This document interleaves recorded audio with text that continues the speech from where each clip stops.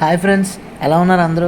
ఈరోజు movie update వచ్చేసరికి అఖండ 2 బాలకృష్ణ గారిది అఖండ ఎంత విజయం సాధించిందో మనందరికీ తెలిసిందే. ఇప్పుడు అఖండ 2 అయితే సీక్వెల్గా తీసుకొస్తున్నారు కదా.